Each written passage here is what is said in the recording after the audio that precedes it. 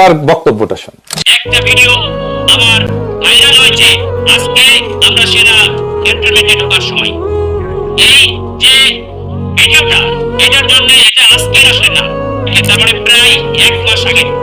তখন হয়তো আমি সেটা যে আচরণটা করেছি সেটা ঠিক করে না, এবং তখনই আমরা আমাদের দলীয় পর্যায়ে এবং আমি নিজেও সেখানে দুঃখ প্রকাশ করে এসেছি। ঊর্ধ্বতন যারা কর্মকর্তা আছে তাদের সঙ্গে আমি নিজে দুঃখ প্রকাশ করেছি, এবং আমাদের নেতৃবৃন্দ ঊর্ধ্বতন যারা কর্মকর্তা আছে তাদের সঙ্গে একটা আন্ডারস্ট্যান্ডিং করে এটা সলভ ইস্যু।